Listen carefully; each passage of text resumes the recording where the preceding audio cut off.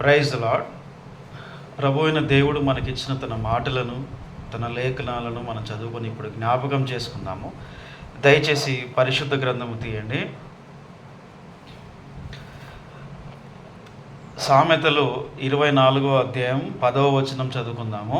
ఈ విధంగా రాయబడి ఉంది: శ్రమ దినమున నీవు కృంగిన ఎడల నీవు చేతకాని వాడవగదు అని చాలా స్పష్టంగా రాయబడి ఉంది. ఇక్కడ ఈ వాక్యము యొక్క ముఖ్య ఉద్దేశం, ప్రభువున దేవుడు ఈ వాక్యం ద్వారా మీతో చెప్పేది ఏంటి అంటే, శ్రమ దినమున అంటే అర్థం ఏంటి అంటే, శ్రమ అంటే అక్కడ మనకి అర్థం, శ్రమ దినము అంటే అర్థం ఏంటంటే అడ్వార్సిటీ. అంటే శ్రమ దినము అంటే అర్థం ఏంటంటే, మీ జీవితంలో మీరు ప్రభువున దేవుని మీద, ఆయన వాక్యం మీద, ఆయన మీద విశ్వాసం కలిగి, ఆయన మార్గంలోను, ఆయన ఆజ్ఞలోను, ఆయన చిత్తంలోను ఆయన్ని ప్రేమిస్తూ జీవిస్తున్న ఆ ప్రయాణంలో, ప్రభు జీవిత విశ్వాస జీవితంలో మీరు అలా జీవిస్తూ వెళ్తున్న ఆ ప్రయాణంలో మీకు ఏదైనా శ్రమ వచ్చిందనుకోండి. శ్రమ అంటే ఏదైనా ఆపద కానీ, ఏదైనా విషయంలో, మీ విషయంలో ఏదైనా కష్టము కానీ, ఏదైనా ఇబ్బంది కానీ, దుఃఖము కానీ ఏదైనా వచ్చిందనుకోండి. ఆ సమయంలో ఆ కష్టము, ఆ బాధ, ఇబ్బంది, దుఃఖము ఆ వచ్చిన రోజున మీరేం చేయాలనేది ప్రభు ఏం చెప్తున్నారు? శ్రమ దినమున నీవు కృంగిన ఎడల నీవు చేతకాని వాడవగదువు. మీకు ప్రభువున దేవుని మీద విశ్వాసం కలిగి మీరు జీవిస్తున్న ఆ జీవితంలో మీకు ఏదైనా శ్రమ, కష్టం వచ్చిందనుకోండి. ఆ కష్టమును బట్టి, ఆ బాధను బట్టి, ఆ శ్రమను బట్టి, ఆ దుఃఖమును బట్టి మీరు కృంగిపోయారనుకోండి. కృంగిపోవడం అంటే ఇక ఆ పని ముందు, ఆ కష్టం ముందు, ఆ కష్టాన్ని చూసి మీరు భయపడిపోవడం, ఇక విశ్వాసం నుండి దూరం అయిపోవడం, ఆ శ్రమను చూసి, ఆ బాధ, కష్టాన్ని చూసి మీరు కృంగిపోవడం అంటే ఇక మీరు పూర్తిగా బలహీనమైపోయిపోవడం, మీ మీద మీకు నమ్మకం పోవడం, పూర్తిగా ఇక ఒక విశ్వాస జీవితంలో కంప్లీట్గా మీరు ఎలా అయిపోవాలంటే బలహీనమైపోవడం. ఇలా చేశారనుకోండి, మీకు వచ్చిన ఆ విశ్వాస జీవితంలో మీకు వచ్చిన ఆ కష్టాన్ని, శ్రమని, బాధని చూసి మీరు కృంగిపోయారనుకోండి, అయ్యో అయ్యో అయ్యో అనుకుంటూ కృంగిపోయారనుకోండి, మీకు వచ్చిన ఆ దుఃఖాన్ని చూసి, ఇప్పుడు మీరు దేవుని దృష్టిలోనూ అందరి దృష్టిలో ఎలా అవుతారు అంటే చేతకాని వాళ్ళుగా అయిపోతూ ఉంటారు. అందరు చూసి చేతకాని వాళ్ళు అని చెప్తారు. దేవుని దృష్టిలో కూడా అలా అయిపోతారు. మరి ఇక్కడ ఏం చేయాలని అని ఒకసారి మరి చూస్తే, శ్రమ దినమున నీవు కృంగిన ఎడల నీవు చేతకాని వాడవగదువు. ఇక్కడ నీవు అంటే అర్థం ఏంటంటే, ప్రభువున దేవుని మీద మీరు విశ్వాసం కలిగి జీవిస్తున్నారు. ఇక్కడ ప్రభువున దేవుని మీద విశ్వాసం కలిగి ఎలా జీవిస్తున్నారు మీరు? మనము బలహీనులం, మనం బలవంతులం కాము, శక్తిమంతులం కాము. మనము మన ప్రభువున దేవుని మీద, ప్రభు నామం మీద, ప్రభు మీద ధైర్యంతోను, ఆయన మనకు ఆశ్రయదుర్గంగాను, ఆయన మన కోటగాను, ఆయన మన రక్షకుడుగాను, ఆయన మన శైల్యంగాను, ఆయన మన రక్షించేవాడుగా ఉన్నాడు. ఆయన మన భారములు భరించేవాడుగా ఉన్నాడు. ఆ విషయం మనం గుర్తుపెట్టుకోవాలి. ఎప్పుడు తెలుసా?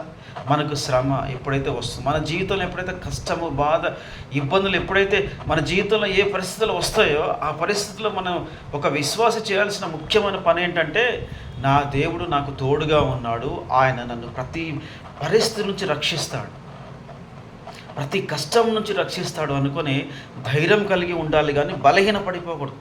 పరిశుద్ధ గ్రంథం నుంచి మనం చూస్తే, యోబు తన జీవితంలో ప్రభువున దేవుని మీద మంచి నమ్మకం కలిగి, మంచి విశ్వాసం కలిగి, దేవుని పట్ల విధేయత కలిగి, దేవుని మాటకు లోబడి జీవిస్తున్నాడు.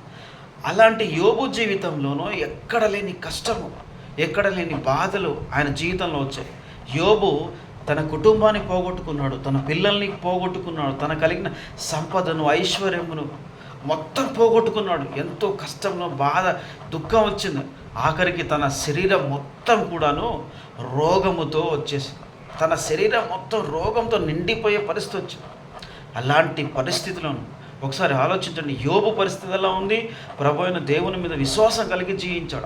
ఆయన జీవితంలో కూడాను శ్రమ దినం వచ్చింది. ఎలాంటి శ్రమ? కుటుంబం పోయింది, పిల్లలు పోయారు, సంపద, ఆస్తి కలిగిన మొత్తం పోయింది. ఇవన్నీ పోక తన శరీరం కూడాను తనను ద్వేషించే విధంగా పూర్తిగా పాడైపోయింది. అనారోగ్య పరిస్థితికి వెళ్ళిపోయాడు. శరీరం మొత్తం పుండ్లులా అయిపోయింది. అంత దారుణమైన పరిస్థితికి యోబు వెళ్ళిపోయినా కూడా, అంత దారుణమైన బాధలో ఉండి, ఇబ్బందులో ఉండి కూడా విశ్వాస విషయంలో ఏమాత్రం వెనగాడకు వేయకుండా ప్రభువైన దేవుని మీద విశ్వాసం కలిగి ఆయన జీవించాడు.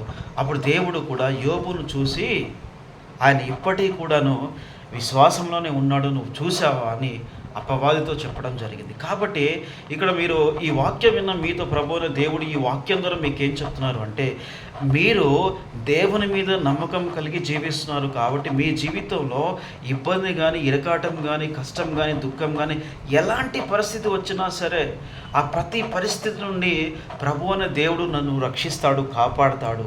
యేసునందు బలవంతులుగా అవ్వాలి అనే విషయాన్ని మీరు గుర్తుపెట్టుకోండి. పౌలు గుడ్డివాడైపోయి ఇంట్లో పడుకొని 3 రోజులు ప్రభువును దేవునికి ప్రార్థన చేశాడు, ఉపవాసం ఉండి. ఆయన జీవితంలో కష్టం వచ్చి, శ్రమదినం వచ్చి, ఏంటి గుడ్డివాడైపోయి పడుకొని ఉన్నాడు.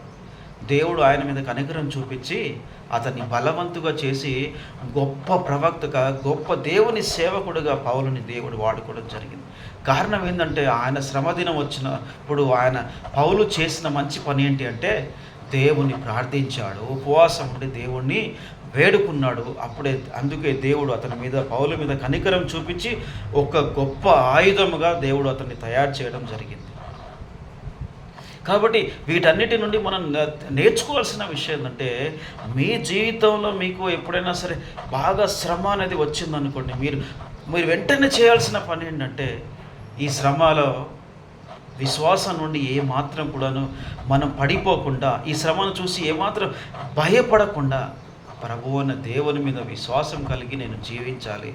ఆయన నన్ను ప్రతి శ్రమ నుండి రక్షించేవాడు, నేను ఏమాత్రం కూడాను కృంగిపోకూడదు, బలహీన పడిపోకూడదు, నా దేవుడు నా కుడి పార్శ్వమున ఉన్నాడు అని బలవంతంగా, బలమైన విశ్వాసం కలిగి మనం జీవించాలి. మన నిత్య జీవనంలో ఒక మంచి ఉదాహరణ తీసుకున్నాం అనుకోండి. స్కూల్కి వెళ్ళే పిల్లలు, వాళ్ళకు ఒక పరీక్ష ఉందనుకోండి, ఆ పరీక్ష విషయంలో వాళ్ళు అనుకోకుండా ఫెయిల్ అయ్యారనుకోండి, ఆ ఫెయిల్ అవ్వడం అనేది చూసి ఆయన నిరాశ పడిపోయి, కుంగిపోయి, బలహీనమైపోయాడు అనుకోండి, చూసి వాళ్ళందరూ ఏమనుకుంటారు, ఫెయిల్ అయితే ఏముంది, ఇంకొక అవకాశం వస్తుంది కదా, ఇంకో అవకాశం వచ్చినప్పుడు కష్టపడి చదువుకొని బలంగా మళ్ళీ బాగా ప్రిపరేషన్ అయిపోయి మంచిగా చదువుకొని రాత్రి పగలు తెలుసుకొని ఏ సబ్జెక్ట్ అయితే పోయిందో ఆ టీచర్ దగ్గరికి వెళ్ళి తెలుసుకోవాలి, చదువుకోవాలి, రాత్రి పగలు కష్టపడాలి. వేరే వాళ్ళు ఈ విషయంలో, ఈ సబ్జెక్టులో పాస్ అయ్యారు, నేనెందుకు పాస్ అవ్వను అనుకొని ధైర్యంగా ఒక మంచి సంకల్పం కలిగి, మంచి నిశ్చయతను, మంచి సంకల్పంతో కష్టపడి చదివితే ఖచ్చితంగా పాస్ అవుతాం. ఒక్కసారి ఫెయిల్ అయ్యారని చెప్పేసి బలహీనమైపోయి అసలు అది నాకు రాదు అని కృంగిపోయిపోయి అలానే ఉన్నాం అనుకోండి, అది అలానే ఉంటే కొద్ది రోజుల తర్వాత చూసే వాళ్ళందరూ, ఇంట్లో వాళ్ళందరూ, సమాజంలో ఉండే వాళ్ళందరూ ఆయన్ని చూసి ఏమంటారు, వీడికి ఏమీ చేత కాదంటారు, వీడు పని చేత కాదు, చదువు చేత కాదు, ఏమీ చేత కాదంటారు. అది చూసి వాళ్ళ ఇంట్లో వాళ్ళకి ఎక్కడ లేని అవమానం కలిగింది. కాబట్టి ఈ వాక్యం ద్వారా ప్రభువైన దేవుడు మీకు చెప్పేది ఏంటంటే, మనమందరం దేవుని మీద ఆధారపడి జీవిస్తున్నాం కాబట్టి, ఒక దేవుని మీద, ఒక సర్వశక్తి గల దేవుని మీద, ఈ సృష్టి అంతటి మీద అధికారం కలిగిన దేవుని మీద మనం ఆధారపడి జీవిస్తున్నప్పుడు మనం కూడా ఏ విధంగా ఉండాలంటే, ప్రతి శ్రమలో ఎలాంటి శ్రమ వచ్చినా సరే దేవుడు ఉన్నాడు అనుకొని బలమైన విశ్వాసం కలిగి ముందుకు నడవడం నేర్చుకోవాలి. అప్పుడు ఎర్ర సముద్రము ఇజ్రాయేలుల ముందుకు వచ్చేసింది. ఎక్కడ లేని పెద్ద శ్రమ వచ్చింది వాళ్ళ మీద. అసలు దారి లేని వైపు వాళ్ళు, ఎర్ర సముద్రం ముందు ఉంది, వెనకాల ఫరో సైన్యం ఉంది. ఫరో సైన్యం ఆ ఇజ్రాయేల్ అందరినీ కూడా నాశనం చేయడానికి వచ్చేస్తున్నారు, చంపేయడానికి వస్తున్నారు. ముందేముంది, ఎర్ర సముద్రం ఉంది. ఎలా? అక్కడ చాలా ఇబ్బందిలో ఉన్నారు. కానీ ప్రభువైన దేవుడు ఆ ఎర్ర సముద్రంను చీల్చి ఇజ్రాయేల్ అందరినీ సురక్షితంగా, ఏ ఒక్కరికి కూడా హాని కలగకుండా ఆ శ్రమ నుండి, ఆ బాధ నుండి తప్పించాడు. కారణం, తన సేవకుడైన మోసే దేవుని మీద మంచి విశ్వాసం కలిగి ప్రభుని వేడుకోవడం వల్ల ఆ రోజు ఇజ్రాయేల్ ప్రజలందరినీ కూడాను దేవుడు ఆ విధంగా రక్షించాడు. కాబట్టి మీరు చేయాల్సిన ముఖ్యమైన పని ఏంటంటే, ఈ శ్రమ దినం అనేది మీ జీవితంలో వచ్చినప్పుడు ప్రభువైన దేవుని మీద ఆధారపడి ఆయన మీద బలమైన విశ్వాసము కలిగి మీకు ఏదైతే కష్టం వచ్చిందో ఆ కష్టమును ప్రభువైన దేవుని సన్నిధిలో కూర్చొని మీరు ప్రార్థన చేసి చెప్పండి. అప్పుడు ప్రభువైన దేవుడు ఏ కష్టమైతే మిమ్మల్ని చూసి, ఏ కష్టమైతే, ఏ బాధ అయితే మిమ్మల్ని చూసి చేతకాని వాడు అని హేళన చేస్తుందో అదే కష్టం నుండి, అదే అవమానం నుండి ప్రభువైన దేవుడు మిమ్మల్ని రక్షించి కాపాడి అందరి ముందు మిమ్మల్ని గొప్పవారుగాను తీర్చిదిద్దుతారు. మిమ్మల్ని గొప్పవారుగా చేయడమే ప్రభువైన దేవుని యొక్క ముఖ్య లక్ష్యం. కాబట్టి ప్రభువైన దేవుని మాటలను, ఆయన మీద విశ్వాసం కలిగి ప్రతి శ్రమ దినమున ఆయన మీద విశ్వాసం కలిగి జీవించండి. దయచేసి నాతో పాటు ప్రార్థన చేయండి. ప్రభువైన దేవ, ఈ ఉదయకాల ఆరాధన ప్రభువ, దయచేసి మా ప్రార్థనను ఆలకిస్తున్నందుకు మీ కృతజ్ఞతలు తండ్రి. దయచేసి ప్రభువ, ఎవరైతే ప్రభువ మీ మీద విశ్వాసం కలిగి జీవిస్తున్న ఆ జీవిత ప్రయాణంలో తండ్రి వారికి కష్టాలు, శ్రమలు, బాధలు వస్తున్నాయి తండ్రి. దయచేసి ప్రభు ఆ కష్టాలు, బాధలు చూసి వారు బలహీనపడిపోకుండా దయచేసి వారికి మీరే సహాయం చేసి ప్రభు, ఎవరు వారిని కూడాను ప్రభు చేతకాని వాడు అని అనే విధంగా, చేతకాని దానం అని అనే విధంగా కాకుండా ప్రభు అంత దారుణమైన పరిస్థితి పోకుండా వారిని మీరే బలపరచండి తండ్రి.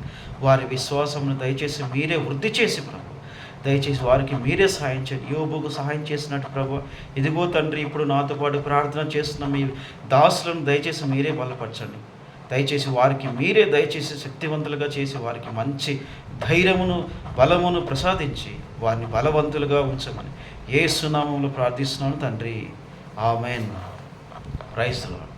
దయచేసి ఈ ఛానల్ని మీరు కొత్తగా చూస్తున్న వారైతే సబ్స్క్రైబ్ చేసుకోండి. ఈ వీడియోను దయచేసి మీకు తెలిసిన వారికి కూడా ఖచ్చితంగా షేర్ చేయండి. ప్రభువైన దేవుడు మిమ్మల్ని ఖచ్చితంగా కాపాడతాడు. ఆయన ఆత్మ మీకు ఎల్లప్పుడూ తోడుగా ఉంటుంది. God bless you.